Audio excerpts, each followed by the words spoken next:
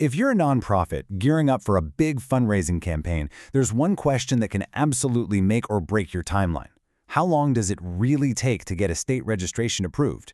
Well, the answer is a lot more complex than you might think, and in this explainer, we're going to break it all down. And we're able to do this deep dive thanks to our friends at Ironwood Registrations. They specialize in helping nonprofits navigate these exact challenges, and this is all part of their multi-state fundraising compliance series.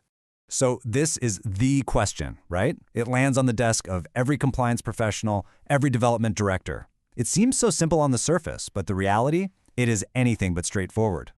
So what is the real timeline here? Are we talking about a few days, a few weeks, or is it months? You know, the honest answer is, it totally depends. The time it takes can vary wildly based on a whole bunch of factors we're about to get into.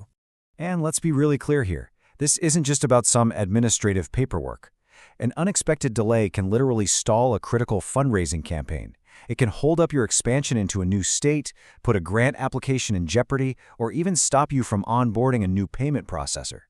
Getting the timeline wrong creates this massive pressure right when you can least afford it.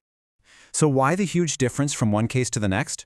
Well, the main reason is actually pretty simple. There is no single national standard. Every state is basically its own little universe, which, you guessed it, leads to some really big differences. And the contrast is just night and day. Because every single state charity office is independent, you can have completely different experiences. You know, one state might have a slick online portal that gets you approved in a couple of weeks, but another might rely on a totally manual, paper-based review that takes several months, especially if you file during their busy season. Okay, so this variability means we really need to understand the specific things that can either speed up your approval or, slow it way down. Some of these are in your control and some just aren't. We can really break it down into 5 key factors. First, it's the state itself. We're talking their unique staffing levels and processes. Second, and this one is all on you, is the accuracy of your filing. Third is the complexity of your financials. Fourth, the time of year you file can make a huge difference. And finally, there's the sheer complexity of trying to manage a big multi-state expansion all at once.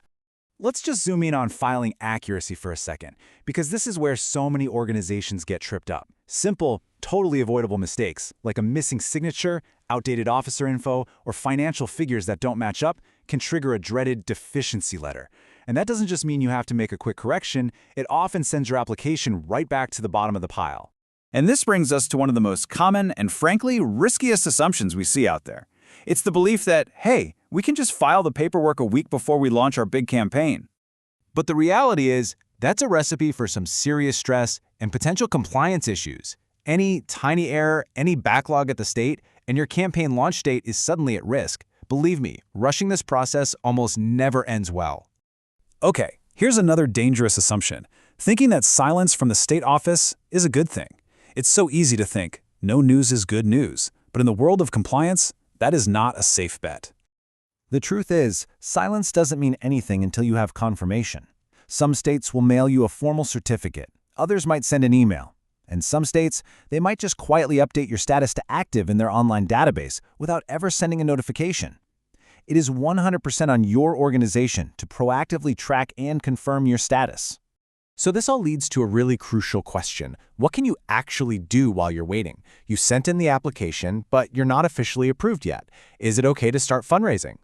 And again, the answer is, it depends entirely on the state.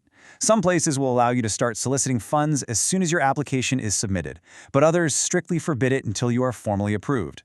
Launching a campaign without knowing the specific rule for that state is a huge compliance risk. So, with all this complexity, how do you even begin to plan for success? The absolute key is to move compliance planning from being an afterthought to being a core part of your fundraising strategy. Let's walk through a framework. A really solid plan looks something like this. Start by identifying your target states way in advance. Then, do your homework and review their specific rules about fundraising while your application is pending. And this is critical. Build realistic approval timelines directly into your campaign calendar. Make sure your financials are completely buttoned up before you file. And finally, set up a system to track every single submission and confirmation. So, if there is just one thing you take away from this explainer, it's this. Approval timelines are not just a fixed administrative detail, they are a strategic variable. Proactive, informed planning is the only way to make sure your fundraising expansion is smooth, successful, and most importantly, compliant. For more in-depth guides to help your team navigate multi-state fundraising, make sure you visit the resources at ironwoodregistrations.com. We really hope this explainer helps you plan your next campaign with a lot more confidence.